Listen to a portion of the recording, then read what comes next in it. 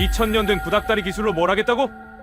핀란드 헬싱키 저널리스트 마티가 한국인 사위를 비웃었습니다. 바닥 난방으로 월 180만 원 난방비를 줄인다고? 한국 정부 홍보 아니야? 하지만 1년 후 핀란드 정부가 에너지 정책을 바꿨고 2년 만에 2,000가구가 한국식 온도를 설치했습니다. 도대체 무슨 일이 있었던 걸까요? 퇴직금 2억을 날리고 동료들에게 배신자로 낙인 찍히고 밤새 타일을 나르면서도 포기하지 않았던 이유. 한국 사위가 보여준 온돌의 기적, 지금 시작합니다. 영상 시작 전에 구독과 좋아요 버튼을 눌러주시고 지금 이 이야기를 어디에서 듣고 계신지도 댓글로 알려주세요. 그럼 바로 시작할게요. 안녕하세요. 저는 마티 코스키넨입니다. 핀란드 헬싱키 타임즈에서 30년간 일해온 저널리스트죠. 제 전문 분야는 에너지 정책 비판입니다. EU 천연가스 의존도, 러시아 파이프라인 문제, 재생에너지 허술한 계획. 30년간 정부를 칼같이 비판해왔어요. 동료들은 저를 헬싱키의 칼이라 불렀습니다. 제 기사가 나가면 장관들이 떨었거든요. 2005년 에너지부 장관을 사임시켰고 2012년 천연가스 계약 비리를 폭로해 3명을 구속시켰죠. 저는 자랑스러웠습니다. 언론인으로서 권력을 감시하는 게 제 사명이라 믿었어요. 하지만 아이러니가 하나 있었습니다. 제 집 난방비는 핀란드에서 최악이었어요. 월 800유로. 한화로 약 120만 원입니다. 핀란드 평균 난방비가 270유로니까 3배죠. 헬싱키 외곽에 있는 제 집은 1980년대 지은 2층 단독주택입니다. 180제곱미터, 방 4개.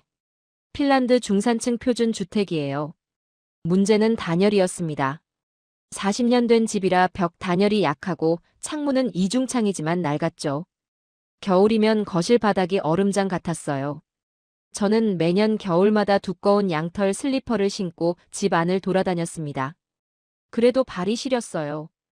안에 안 나는 거실에 전기 히터를 3대나 틀어놨죠. 그래도 춥습니다. 핀란드 겨울은 혹독해요. 11월부터 3월까지 영하 15도에서 25도를 오갑니다. 해도 오후 3시면 지죠. 어둡고 길고 추운 겨울. 저는 이게 당연하다고 생각했습니다. 핀란드 사람이라면 누구나 견디는 거라고요. 5년 전 제 딸 리사가 독일 유학에서 한국 남자를 데려왔습니다. 이름은 박지훈. 건축공학 박사였어요.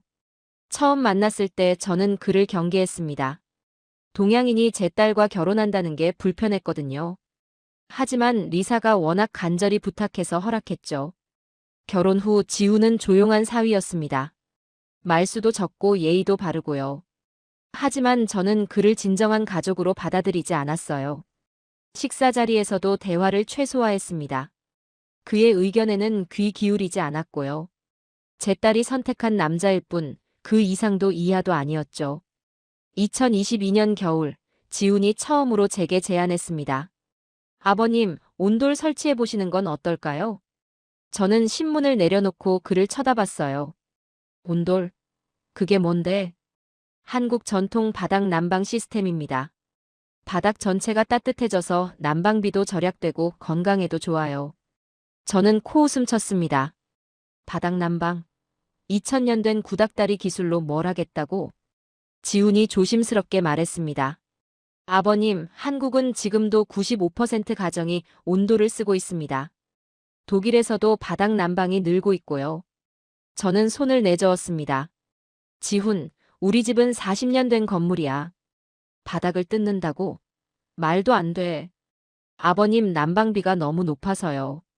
온돌을 설치하면 최소 40%는 절감할 수 있어요. 저는 신문을 다시 들었습니다. 필요 없어. 우리는 40년간 이렇게 살아왔어. 지훈은 더 이상 말하지 않았습니다. 식탁 너머로 아내 안나가 저를 쳐다봤어요. 실망한 표정이었죠.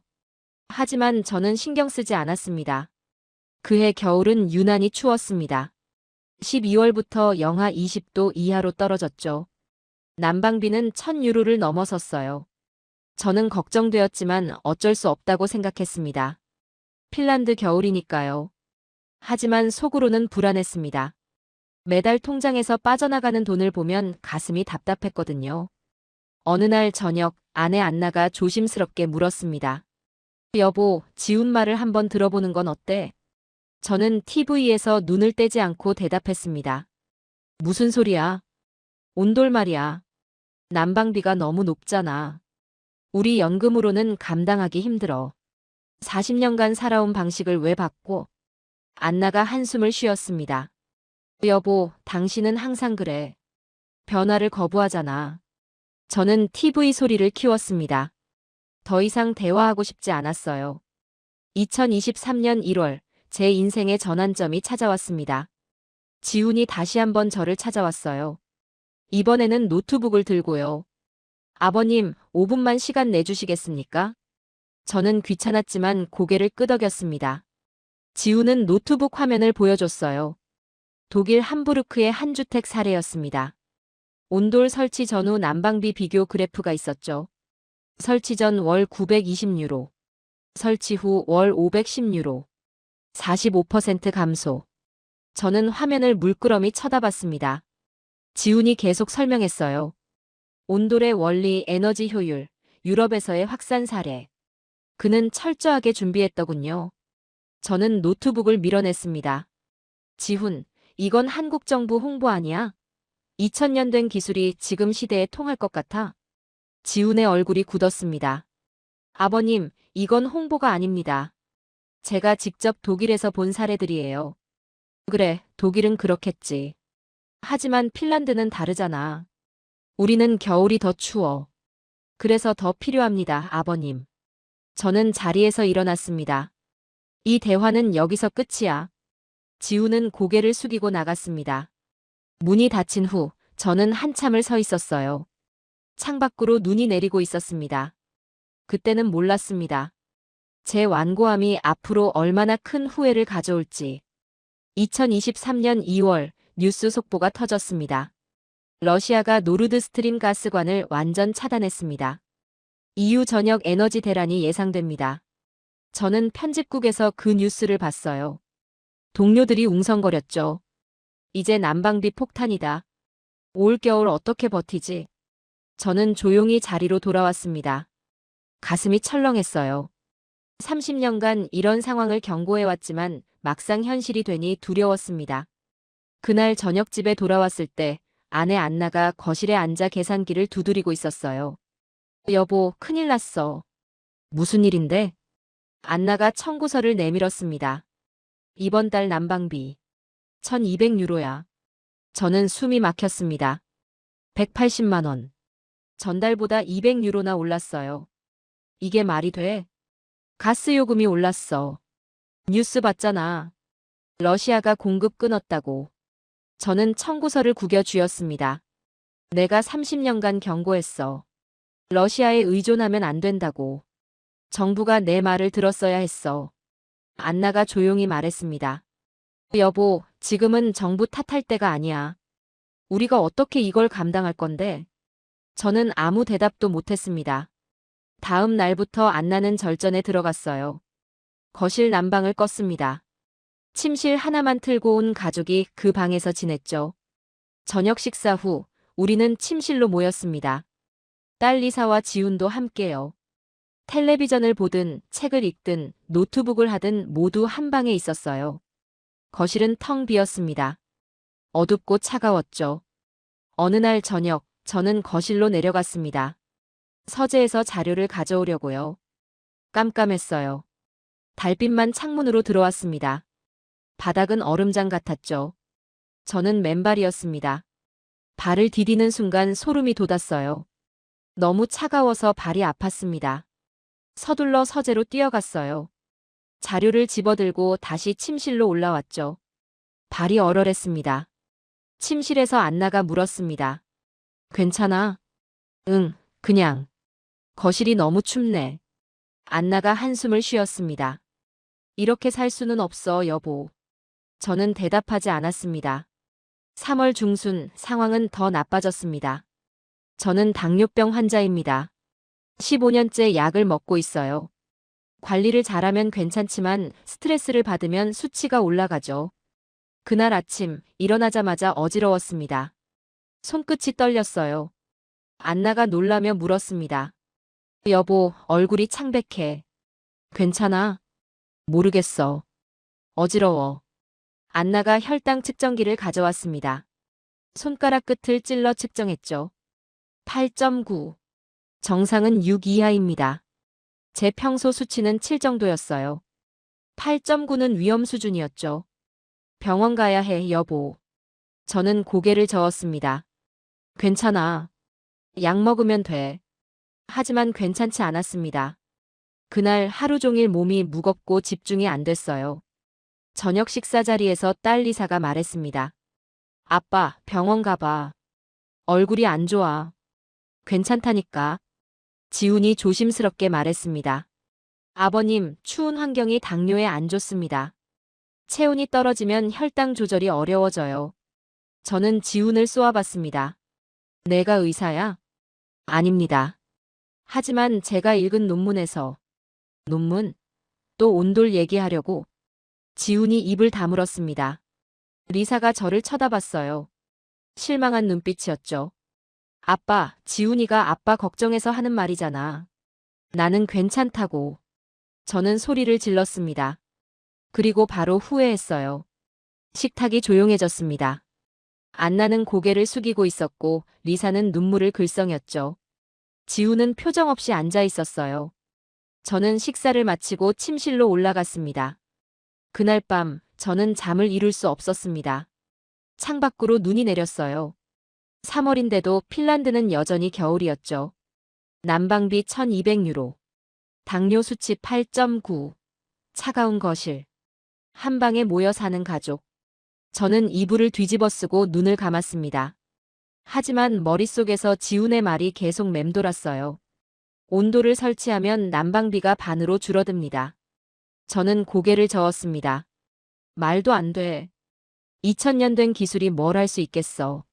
다음 날 아침 편집국에서 후배 기자가 저를 찾아왔습니다. 선배님, 기사 하나 쓰려고 하는데 조언 좀 구하려고요.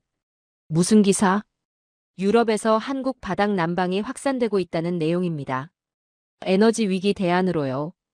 저는 손을 내저었습니다. 그런 거 쓰지 마. 한국 홍보야. 아니에요, 선배님. 독일이랑 네덜란드에서 실제로 설치 가구가 늘고 있어요. 그래도 안 돼. 우리는 진짜 뉴스를 다뤄야 해. 한국 난방 같은 건 유행일 뿐이야. 후배는 실망한 표정으로 돌아갔습니다. 저는 컴퓨터 화면을 쳐다봤어요. 러시아 가스 공급 중단 관련 기사를 쓰고 있었죠. 정부의 무능이 국민을 얼어 죽게 만든다. 저는 30년 동안 이런 기사를 써왔습니다. 비판하고 지적하고 경고하고. 하지만 문득 깨달았어요. 나는 단 한 번도 대안을 제시한 적이 없구나. 키보드에 손을 올린 채 멈춰 있었습니다. 글이 써지지 않았어요. 3월 말, 저는 서재에 혼자 앉아 있었습니다. 책장 한쪽에는 제가 30년간 쓴 기사 스크랩북이 꽂혀 있었어요. 총 12권. 두툼한 파일들이었죠. 저는 천천히 첫 번째 파일을 꺼냈습니다. 1993년 제 첫 에너지 정책 비판 기사였어요.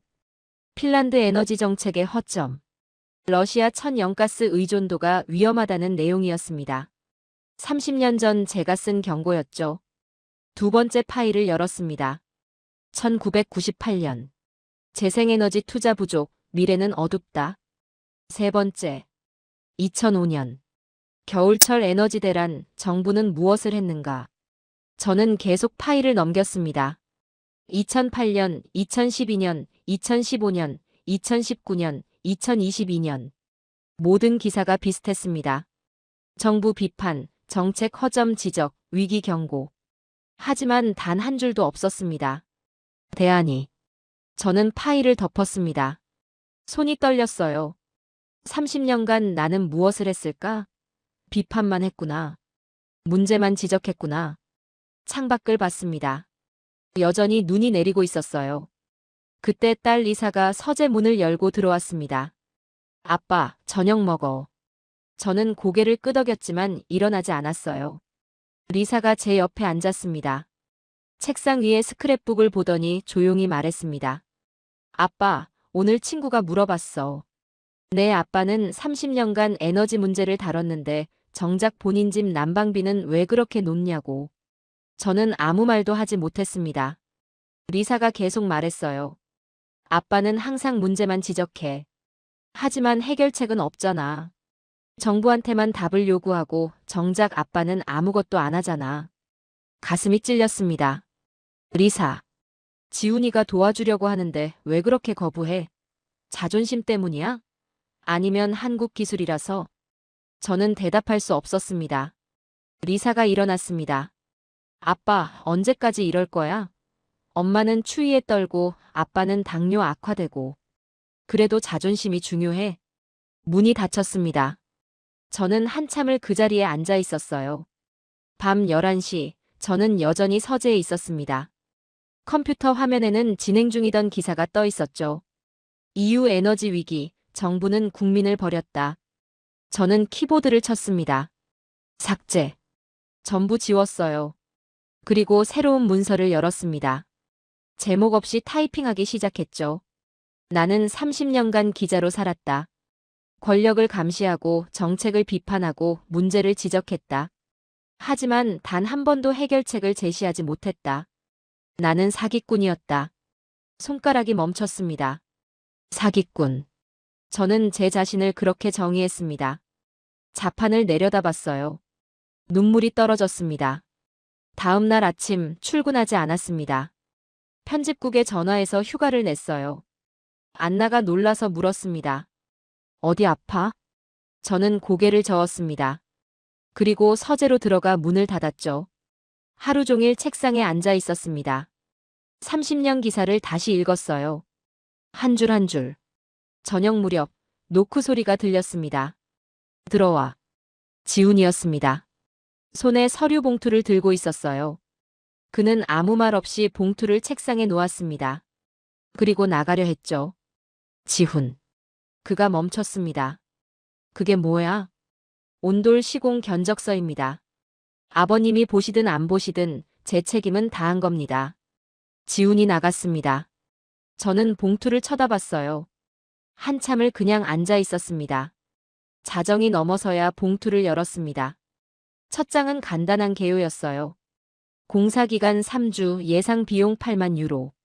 두 번째 장은 에너지 효율 분석이었습니다. 설치 후 예상 난방비 480유로. 현재 1200유로의 40%. 세 번째 장은 건강효과 연구 논문 요약이었습니다. 바닥 난방이 당뇨 환자의 혈당 조절에 도움이 된다는 내용. 저는 모든 페이지를 천천히 읽었습니다. 지훈은 철저하게 준비했더군요. 기술 자료, 비용 분석, 건강 연구, 유럽 사례까지. 마지막 페이지에 손글씨가 있었습니다. 아버님, 저는 아버님의 건강이 걱정됩니다. 가족이 행복했으면 좋겠습니다. 마이너스 지훈. 저는 그 글을 한참 쳐다봤습니다. 퇴직금이 12만 유로 있었습니다. 8만 유로를 쓰면 4만 유로가 남죠. 노후 자금으로 빠듯했어요. 하지만 매달 720유로를 절감하면 1년이면 8,640유로. 10년이면 86,400유로. 계산이 맞았습니다. 하지만 그게 문제가 아니었어요. 저는 30년간 비판만 했습니다. 이제는 행동할 때였죠. 새벽 2시 저는 결심했습니다. 다음 날 아침 저는 지훈을 불렀습니다. 설치하자. 지훈이 놀란 표정으로 저를 쳐다봤어요. 정말입니까? 저는 고개를 끄덕였습니다. 단 조건이 하나 있어. 내가 전 과정을 취재할 거야. 기사로 쓸 거고. 지훈이 웃었습니다. 좋습니다, 아버님. 우리는 악수했습니다. 제 손이 떨리고 있었습니다. 두려움 때문이 아니었어요. 설렘이었죠. 30년 만에 처음으로 문제를 해결하려는 순간이었습니다. 4월 첫째 주, 독일에서 한국 기술자 3명이 도착했습니다. 팀장은 김 기술자였어요. 50대 중반 20년 경력의 온돌 전문가였죠. 저는 그들을 현관에서 맞았습니다. 악수를 나눴지만 여전히 불안했어요. 정말 이 사람들을 믿어도 되는 걸까? 김 기술자가 집 전체를 둘러봤습니다. 벽을 두드리고 바닥을 확인하고 보일러실을 점검했죠. 1시간 동안 말없이 조사했습니다. 거실에 모였을 때 김 기술자가 말했습니다. 3주면 됩니다. 8만 유로 견적 그대로 진행하겠습니다. 저는 노트를 꺼냈습니다. 취재 시작이었죠. 다음 날 아침 7시 공사가 시작됐습니다. 첫날은 가구 옮기기였어요. 거실 소파, 식탁, 책장. 모든 가구를 2층으로 올렸습니다. 집이 엉망이 됐죠. 둘째 날 바닥을 뜯기 시작했습니다. 전동 톱소리가 집 안을 가득 채웠어요. 40년 된 나무 바닥이 하나씩 거쳤습니다. 저는 카메라를 들고 모든 과정을 촬영했습니다. 기사에 쓸 자료였죠. 셋째 날 오후 문제가 터졌습니다. 김 기술자가 저를 급히 불렀어요. 거실 바닥이었습니다. 바닥판이 모두 거친 상태였죠. 콘크리트 바닥이 드러났는데 충격적이었습니다. 곰팡이가 가득했어요. 검은색, 녹색 곰팡이가 콘크리트를 뒤덮고 있었죠. 악취가 코를 찔렀습니다. 김 기술자가 콘크리트를 손으로 긁었습니다. 바스러졌어요. 손가락 힘만으로 떨어져 나갔죠. 이건 심각합니다. 다른 기술자가 전등을 비췄습니다. 구석 쪽 목재 기둥이 보였어요. 까맣게 썩어 있었습니다. 저는 숨이 막혔습니다. 김 기술자가 침실, 주방, 복도까지 모두 확인했습니다. 결과는 같았어요. 집 전체 바닥 구조가 부식되어 있었죠. 저녁 무렵 김 기술자가 견적서를 다시 들고 왔습니다. 구조 보강부터 해야 합니다. 콘크리트 전면 재시공, 목재 기둥 교체, 방수 작업까지. 추가 비용이 8만 유로 필요합니다. 머리가 하얘졌습니다. 총 16만 유로. 제 퇴직금 12만 유로로는 부족했어요. 그날 밤 저는 안나에게 말했습니다. 안나의 얼굴이 굳었습니다. 한참을 아무 말도 하지 않더니 침실로 올라갔어요.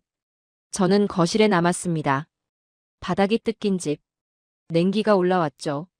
다음 날 아침 안나가 식탁에 통장을 놓았습니다.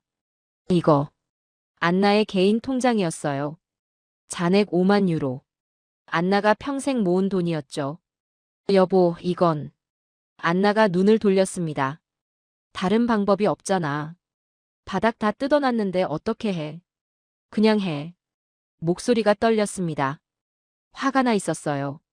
저는 통장을 쥐었습니다. 무거웠습니다. 그날 오후 김 기술자에게 말했습니다. 계속 진행하라고. 공사가 재개됐습니다. 이번에는 더 대규모였어요. 콘크리트를 뜯어내는 작업이 시작됐죠. 드릴 소리, 먼지, 진동. 집이 전쟁터가 됐습니다. 이웃에서 민원이 들어왔습니다. 소음 때문이었어요. 저는 일일이 찾아가 사과했습니다. 일주일이 지났습니다. 거실 콘크리트가 모두 철거됐어요. 맨땅이 드러났습니다. 새 콘크리트를 타설하고 목재 기둥을 교체했죠. 저는 매일 현장을 지켰습니다. 카메라로 촬영하고 노트에 기록했어요. 밤에는 기사 초안을 썼습니다. 제목은 정하지 못했지만 내용은 채워졌죠. 2주째 단열 작업이 시작됐습니다. 바닥에 두꺼운 스티로폼을 깔았어요. 그 위에 은박 시트를 덮었죠. 반사열을 높이기 위해서라고 했습니다. 저는 신기했습니다. 과학이었어요. 2000년 전통이 현대기술과 만난 순간. 3주째 온돌 파이프 설치가 시작됐습니다. 김 기술자가 바닥에 파이프를 배치했어요. 뱀처럼 구불구불 정교하게 연결됐죠. 저는 물었습니다. 왜 이렇게 촘촘하게 배치하냐고. 온기를 고르게 퍼뜨리기 위해서입니다. 한 곳이라도 차가우면 안 됩니다. 4주째 예상보다 일주일 늦어졌습니다. 보일러 설치에서 문제가 생겼어요. 기존 가스 시스템과 연결이 복잡했죠. 추가 비용 5천 유로가 더 들어갔습니다. 저는 신용카드를 꺼냈습니다. 할부로 결제했어요. 안나는 아무 말도 하지 않았습니다. 하지만 눈빛이 차가웠죠. 5주째 마지막 타일 작업이 시작됐습니다. 큰 타일을 하나씩 깔았어요. 접착제로 붙이고 수평을 맞추고. 정교한 작업이었죠. 저는 손이 근질거렸습니다. 62살 언론인이었지만 뭔가 해야 할 것 같았어요. 제가 도와도 될까요? 김 기술자가 놀란 표정으로 저를 쳐다봤습니다. 아니, 괜찮습니다. 제 집인데 제가 도와야죠. 저는 작업복을 입었습니다. 무릎 보호대를 착용했어요. 김 기술자가 타일 붙이는 법을 알려줬습니다. 저는 조심스럽게 따라했죠. 서툴렀습니다. 타일이 삐뚤어졌어요. 김 기술자가 다시 떼어내고 붙였습니다. 하지만 저는 계속했습니다. 온종일 무릎 꿇고 타일을 붙였어요. 저녁이 되자 무릎이 아팠습니다. 허리도 끊어질 것 같았죠. 안나가 저를 쳐다봤습니다. 왜 그래? 내 집이니까. 안나의 눈빛이 조금 부드러워졌습니다. 6주째 마침내 공사가 끝났습니다. 거실, 주방, 침실, 복도. 모든 바닥에 타일이 깔렸어요. 깨끗했습니다. 새집 같았죠. 하지만 아직 끝이 아니었습니다. 통장 잔액제로. 신용카드 빚 5천 유로. 퇴직금과 안나의 저축 모두 날아갔죠. 이제 남은 건 하나였습니다. 온돌이 정말 작동하는지 확인하는 것. 공사 마지막 주, 폭탄이 터졌습니다. 헬싱키 타임즈 사내 게시판에 익명글이 올라왔어요. 제가 한국 기업으로부터 로비를 받았다는 거짓 주장이었죠. 글은 구체적이었습니다. 제가 한국 정부 산하 기관으로부터 5만 유로를 받았다는 허위 사실까지 적혀 있었어요. 근거는 전혀 없었지만 사람들은 믿었습니다. 글은 순식간에 퍼졌습니다. 사내 메신저에 공유되고 이메일로 전달됐죠. 다음 날 출근했을 때 30년 함께 일한 동료들이 눈을 피했어요. 복도를 지나가면 수군거리는 소리가 들렸습니다. 엘리베이터에서 마주친 후배가 고개를 돌렸어요. 점심시간 평소같이 식사하던 동료 3명이 제 자리를 비워뒀습니다. 저는 혼자 구내식당에서 밥을 먹었어요. 주변 테이블에서 제 이야기를 하는 소리가 들렸습니다. 30년 경력이 이렇게 끝나네. 돈 앞에 장사 없다는 둥. 저는 수저를 놓았습니다. 밥이 넘어가지 않았어요. 오후 2시 편집국장이 저를 불렀습니다. 책상 위에 인쇄된 게시판 글이 여러 장 놓여 있었어요. 형광펜으로 밑줄까지 그어져 있었죠. 저는 침착하게 설명했습니다. 제 돈으로 제 집에 설치했다고, 그 과정을 취재 중이라고. 로비는 전혀 받지 않았다고 했어요. 편집국장은 고개를 끄덕였지만 표정이 굳어 있었습니다. 휴가를 내라고 했어요. 이 일이 정리될 때까지. 사실상 정직이었죠. 저는 편집국을 나왔습니다. 30년간 매일 출근하던 그곳을. 아무도 배웅하지 않았어요. 엘리베이터를 타고 내려갈 때 거울에 비친 제 얼굴을 봤습니다. 10년은 늙어 보였어요. 주차장으로 걸어가는데 뒤에서 누군가 불렀습니다. 20년 선배 기자였어요. 그는 제 어깨를 두드렸습니다. 그것만으로도 눈물이 날 뻔했습니다. 차에 올라 핸드폰을 확인했습니다. SNS 알림이 200개 넘게 쌓여 있었어요. 트위터를 열었습니다. 제 이름이 실시간 트렌드에 올라 있었죠. 보수 언론인 단체 회장이 트윗했어요. 30년 권력 비판하던 마티 코스키는 결국 돈 앞에 무릎. 언론인의 수치. 리트윗 3,000건. 댓글 수백 개. 저는 스크롤을 내렸습니다. 비난이 끝없이 이어졌어요. 핸드폰을 꺼버렸습니다. 집으로 가는 길이 막혔습니다. 평소 30분 거리가 1시간 넘게 걸렸어요. 차 안에 혼자 앉아 창밖을 쳐다봤습니다. 사람들이 웃으며 걸어가고 있었죠.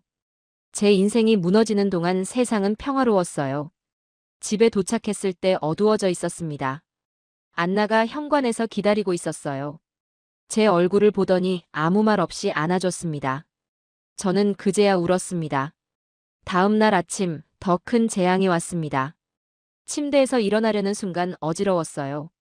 시야가 흐려지고 온몸에 식은땀이 났죠. 손끝이 얼음처럼 차갑고 심장이 빠르게 뛰었습니다.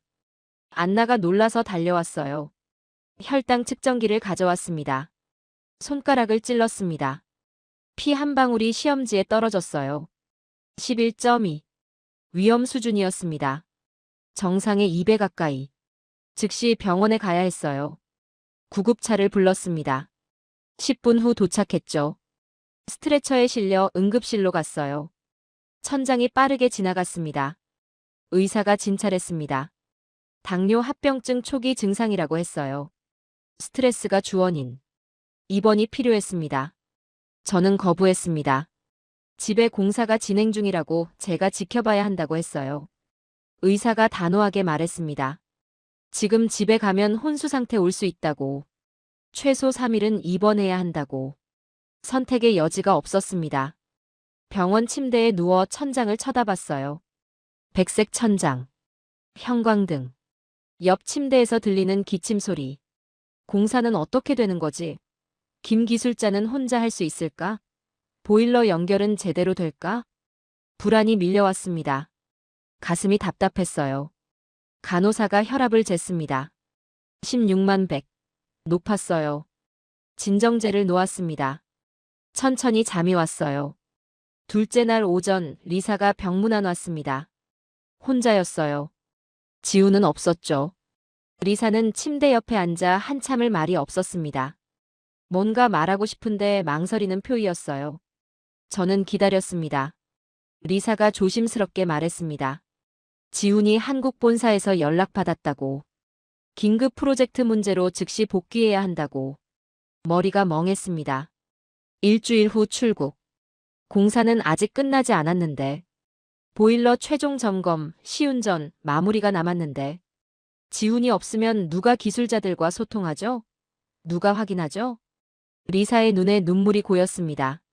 지훈이 너무 미안해한다고 본인도 어쩔 수 없다고 했어요. 저는 고개를 끄덕였습니다. 할 말이 없었어요.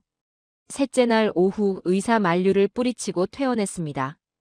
혈당은 여전히 높았지만 더 이상 기다릴 수 없었어요. 집에 도착했을 때 김 기술자가 현관에서 기다리고 있었습니다. 보일러 연결에 문제가 생겼다고 했어요. 기존 가스 시스템과 새 보일러의 압력이 맞지 않는다고. 추가 부품이 필요하다고 했습니다. 비용 3,000유로. 저는 지갑을 확인했습니다. 신용카드 한도는 이미 초과. 안나의 통장도 바닥이었죠. 은행에 전화했습니다. 개인 대출 신청. 첫 번째 은행이 거절했어요. 신용점수 문제. 두 번째 은행도 거절. 세 번째 은행에서 겨우 승인받았습니다. 이자 12%. 저는 대출을 받았습니다. 62년 인생에서 처음 빚을 진 거였어요. 그날 저녁 지훈이 짐을 싸고 있었습니다. 큰 캐리어 2개. 5년간 핀란드에서 모은 삶이 그 안에 담겨 있었죠. 지훈은 봉투를 하나 꺼냈습니다. 안에 3,000유로가 있었어요. 자기 개인 돈이라고 했습니다. 추가 비용 생기면 쓰라고. 끝까지 책임지지 못해 죄송하다고. 저는 거절했습니다. 이미 충분히 도와줬다고.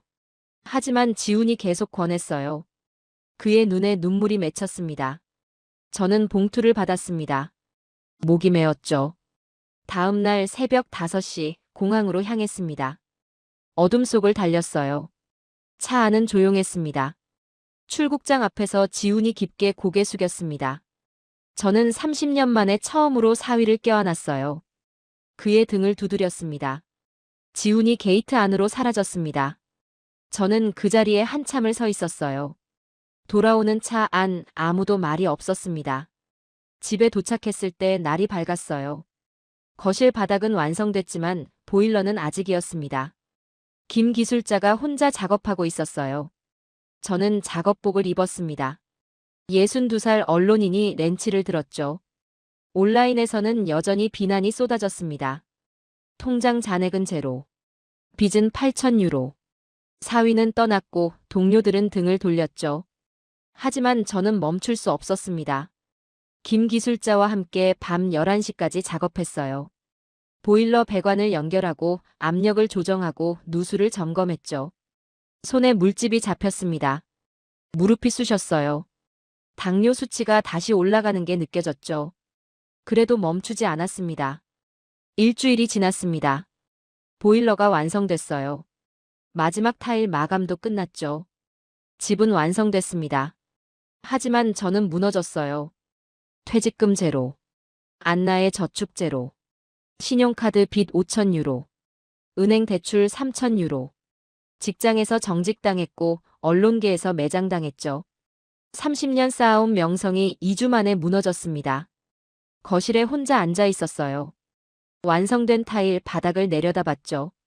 손을 바닥에 댔습니다. 차갑고 딱딱했어요. 이게 정말 옳은 선택이었을까? 창밖으로 눈이 내렸습니다. 여전히 추운 핀란드였죠. 다음 날 아침, 김 기술자가 마지막 점검을 했습니다. 모든 게 완벽했어요. 이제 보일러만 가동하면 됐죠. 김 기술자가 스위치 앞에 섰습니다. 저를 쳐다봤어요. 저는 고개를 끄덕였습니다. 스위치가 올라갔습니다. 보일러가 웅웅 소리를 내며 작동하기 시작했어요. 따뜻한 물이 바닥 파이프를 타고 흐르기 시작했습니다. 30분 후 바닥에 손을 댔습니다. 여전히 차가웠어요. 1시간 후 다시 확인했습니다. 미지근했습니다. 2시간 후 따뜻했습니다. 저는 신발을 벗었어요. 맨발로 바닥을 밟았죠. 포근한 온기가 발바닥에서 온몸으로 퍼졌습니다. 62년 인생에서 처음 느껴보는 감촉이었어요. 저는 그 자리에 주저앉았습니다. 눈물이 흘렀습니다. 따뜻한 바닥. 저는 한참을 그 자리에 앉아 있었습니다. 맨발로. 62년 만에 처음 느끼는 온기였어요. 안나가 내려왔습니다. 거실로 들어서더니 멈춰섰죠. 신발을 벗고 천천히 걸어왔어요. 발을 내디딜 때마다 놀라는 표정이었죠. 제 옆에 앉았습니다. 우리는 아무 말 없이 그냥 앉아 있었어요. 안나의 손이 제 손을 잡았습니다. 그녀의 눈에 눈물이 고여 있었죠. 저도 울었습니다. 다음 날부터 3개월의 실험이 시작됐습니다. 저는 매일 데이터를 기록했어요. 실내 온도, 바닥 온도, 보일러 작동 시간. 카메라로 촬영하고 노트에 빼곡히 적었죠. 일주일 후 첫 번째 변화가 느껴졌습니다. 아침에 일어났을 때 몸이 가벼웠어요. 뻐근한 허리가 괜찮았습니다. 평소 같으면 30분은 침대에 누워 있었을 텐데 바로 일어날 수 있었죠. 안나는 20년 만에 슬리퍼 없이 집 안을 돌아다녔어요. 차가운 손발 때문에 겨울마다 고생했던 안나가 맨발로 부엌을 오갔습니다. 2주일 후 병원 검사를 받았습니다. 혈당 수치 7.8. 입원 전 11.2에서 3.4나 내려왔죠. 의사가 놀란 표정으로 차트를 다시 확인했어요. 저는 집 환경이 바뀌었다고 설명했습니다. 의사는 온열 효과가 도움이 될 수 있다며 계속 관찰하자고 했죠. 4주일 후 운명의 청구서가 도착했습니다. 손이 떨렸어요. 이게 성공인지 실패인지 판가름 나는 순간이었죠. 봉투를 천천히 뜯었습니다. 520유로. 작년 같은 시기는 1200유로였어요. 680유로가 줄었습니다. 57% 감소. 저는 청구서를 들고 안나에게 갔습니다. 안나가 숫자를 확인하고 입을 가렸어요. 우리는 부둥켜 안았습니다. 8주 후 두 번째 병원 검사. 혈당 수치 6.8. 정상 범위였어요. 15년 만에 처음이었죠. 의사가 축하한다고 했습니다. 약 용량도 줄일 수 있을 거라고 했어요. 12주 후 3개월이 지났습니다. 저는 모든 데이터를 엑셀에 정리했어요. 그래프를 만들고 사진을 분류하고 영상을 편집했죠.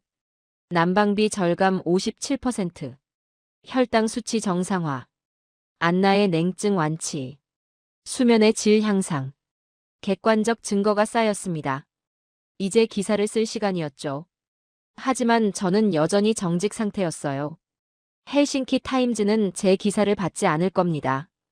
SNS에서는 아직도 비난이 계속됐죠. 고민 끝에 결정했습니다. 개인 블로그를 만들기로. 저는 밤새 글을 썼어요. 제 편견, 고집, 사위에 대한 냉대. 모든 걸 솔직하게 적었습니다. 공사 과정, 돈을 잃은 순간, 동료들의 배신, 지훈이 떠난 날. 그리고 따뜻한 바닥 위에 앉아 운 이야기까지. 5,000 단어를 3시간 만에 완성했습니다. 새벽 2시 블로그에 글을 올렸어요. 페이스북과 트위터에 링크를 공유했죠. 그리고 잠들었습니다.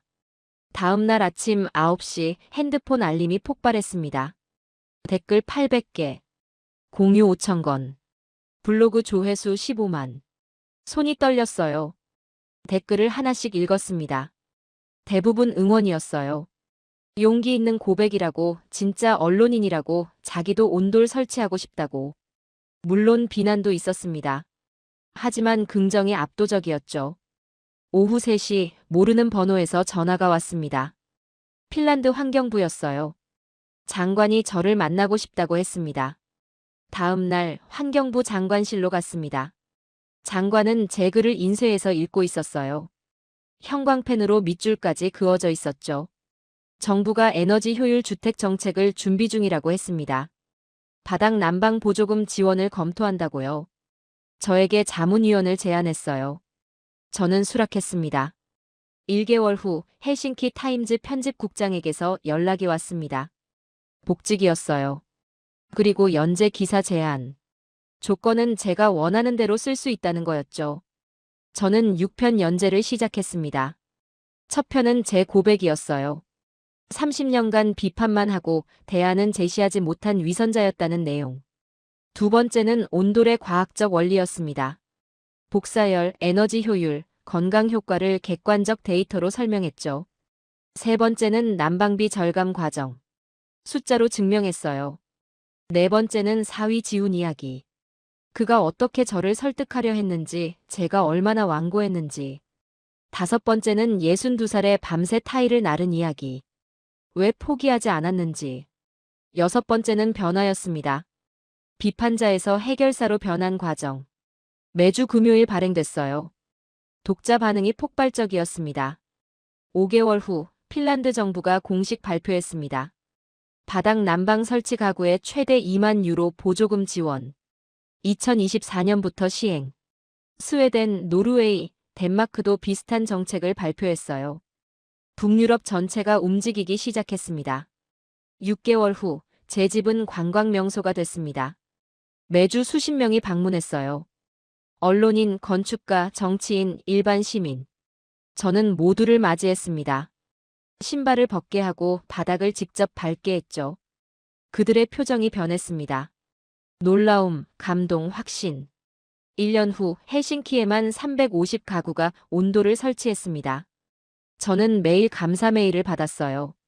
제 기사 덕분에 겨울이 행복해졌다는 사람들이었죠. 그날 밤 거실 바닥에 누워 천장을 쳐다봤습니다. 따뜻했어요. 포근했죠. 62년 인생에서 가장 행복한 겨울이었습니다. 연재가 시작된 첫 주 헬싱키 타임즈 웹사이트가 다운됐습니다. 동시 접속자가 너무 많아서 서버가 마비된 거였어요. IT팀이 긴급 복구 작업을 했죠. 독자 댓글이 5,000개를 넘었습니다. 대부분 공감과 응원이었어요. 저는 매일 아침 출근하면 책상 위에 쌓인 독자 편지를 읽었습니다. 손으로 쓴 편지들이었어요. 70대 할머니가 보낸 편지도 있었죠. 30년간 관절염으로 고생했는데 제 기사를 보고 용기를 얻었다는 내용이었습니다. 두 번째 연재가 나간 날 핀란드 최대 방송사에서 연락이 왔습니다. 저녁 뉴스 인터뷰 요청이었어요. 저는 수락했습니다. 방송국 스튜디오에 앉았죠. 앵커 앞에는 제가 준비한 자료들이 놓여 있었습니다. 난방비 그래프, 혈당 수치 변화표, 에너지 효율 비교 차트. 모든 게 숫자로 증명됐죠. 생방송이 시작됐습니다. 저는 떨리는 손으로 자료를 넘겼어요. 30분간 제 경험을 이야기했습니다. 방송이 나간 후 제 핸드폰이 멈추지 않았습니다. 1시간 만에 문자 200개, 통화 50건. 저는 밤 11시까지 전화를 받았어요. 다음 날부터 매일 10건 이상 문의가 들어왔습니다. 온돌 설치 방법, 비용, 업체 추천, 공사 기간. 저는 엑셀 파일을 만들어 모든 질문을 정리했어요. 그리고 하나하나 답변했습니다. 3개월 동안 1,200건의 문의를 처리했습니다. 2024년 8월 헬싱키 외곽에 사는 60대 부부가 제 집을 방문했어요. 그들은 현관에서 신발을 벗었습니다. 거실로 들어서더니 멈춰섰죠. 바닥에 발을 디뎠어요. 10초, 20초, 1분. 그들은 움직이지 않았습니다. 남편이 무릎을 꿇고 손으로 바닥을 만졌어요. 그리고 울기 시작했죠. 부인이 저에게 말했습니다. 남편이 15년간 무릎 관절염으로 고생했다고, 겨울마다 걷지 못할 정도였다고. 저는 그들에게 2시간 동안 모든 것을 설명했습니다. 공사 과정, 비용, 유지 관리 방법. 한 달 후 그 부부 집에도 온돌이 설치됐습니다. 그들은 제게 사진을 보내왔어요. 거실 바닥에 함께 앉아 웃고 있는 모습이었죠. 5개월 후인 2024년 9월 환경부 정책 태스크포스 첫 회의가 열렸습니다. 장관, 건설부 차관, 에너지 전문가 15명이 회의실에 모였어요. 저도 그 자리에 있었죠. 저는 일주일 동안 프레젠테이션을 준비했습니다. 50페이지 분량이었어요. 제 경험, 비용 상세 분석, 에너지 절감 시뮬레이션, 건강 개선 의학 자료, 유럽 8개국 사례 연구. 40분간 발표했어요. 회의실이 조용했습니다. 발표가 끝나자 질문이 쏟아졌습니다. 기존 주택 적용 가능성, 공사 기간, 안전성, 유지 보수, 겨울철 효율성. 저는 모든 질문에 구체적으로 답했어요. 제가 직접 겪은 것들이었으니까요. 2시간 회의가 4시간으로 늘어났습니다. 모두가 집중했어요. 회의가 끝난 후 장관이 복도까지 따라 나왔습니다.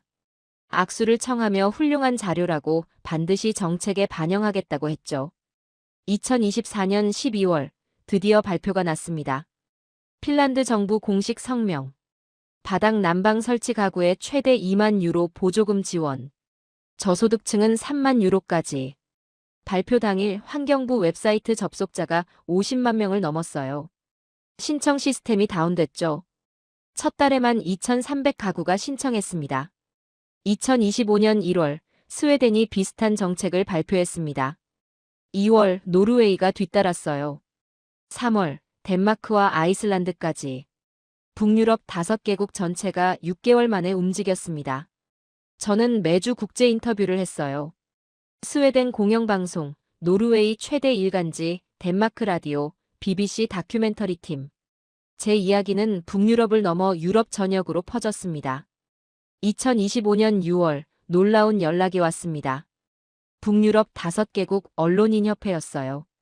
올해의 언론인상 최종 후보에 제가 올랐다고 했습니다.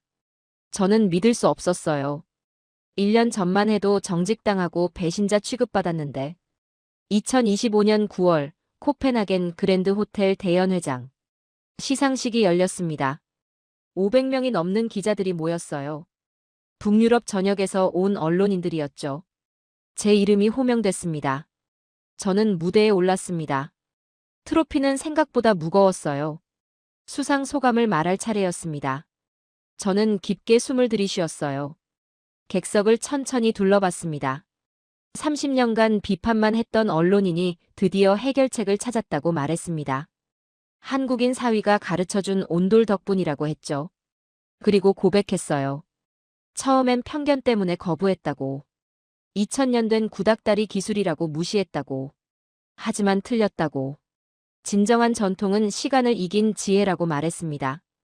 객석에서 박수가 터져나왔습니다. 기립박수였어요. 그 자리에 지훈과 리사도 있었습니다. 깜짝 귀국한 거였죠. 저는 무대에서 내려가 지훈을 껴안았습니다. 객석의 박수가 더 커졌어요. 지금은 2025년 11월입니다. 헬싱키에만 1,500가구가 온돌을 설치했습니다.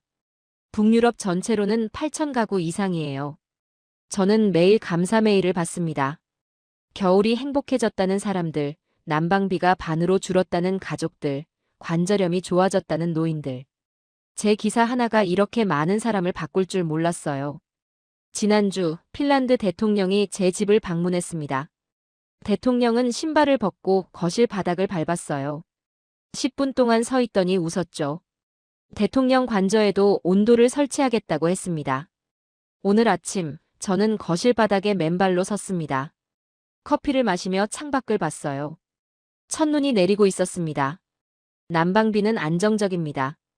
월 480유로. 1년 내내 똑같아요. 혈당 수치는 6.5. 15년 만에 가장 건강한 상태죠. 안 나는 맨발로 부엌으로 갑니다. 20년간 차가웠던 손발이 이제는 따뜻해요. 제 연재 기사는 대학 저널리즘 교재에 실렸습니다. 문제 해결형 저널리즘의 모범 사례라고 하더군요. 후배 기자들이 가끔 찾아옵니다. 어떻게 변화했냐고, 용기는 어디서 나왔냐고 물어봐요. 저는 이렇게 대답합니다. 비판은 쉽지만 해결은 어렵다고. 하지만 진짜 언론인은 해결책도 제시해야 한다고. 그리고 편견을 버려야 한다고. 저는 한국 기술을 무시했지만 그게 제 가족을 구했다고. 어제 지훈에게서 영상통화가 왔습니다. 서울 아파트 거실이었어요. 지훈과 리사, 그리고 태어난 지 6개월 된 손주가 있었죠. 아기는 따뜻한 바닥에 누워 웃고 있었습니다. 저는 화면을 보며 울었어요. 제 손주가 따뜻한 바닥에서 자라고 있구나. 오늘 새로운 원고 작성을 시작했습니다. 30년 비판만 하던 언론인이 어떻게 북유럽 8천 가구를 변화시켰는지, 한국 온돌이 어떻게 핀란드 겨울을 따뜻하게 만들었는지, 그리고 62살에 배운 교훈. 진정한 변화는 비판이 아니라 행동에서 시작된다는 것. 키보드를 두드립니다.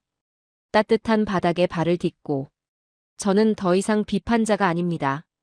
해결사입니다. 62세 핀란드 언론인 마티의 따뜻한 변화, 어떠셨나요? 30년간 비판만 하던 기자가 한국 사위 지훈 덕분에 드디어 해결책을 찾았습니다. 2000년 온돌의 지혜가 핀란드 겨울을 따뜻하게 만들었고 북유럽 8천 가구를 변화시켰죠. 편견도 고집도 진심 앞에서는 녹아내린다는 감동적인 이야기였습니다. 이 이야기가 마음에 드셨다면 좋아요와 구독 부탁드려요. 댓글로 여러분이 생각하는 진정한 변화의 의미도 들려주세요. 감사합니다.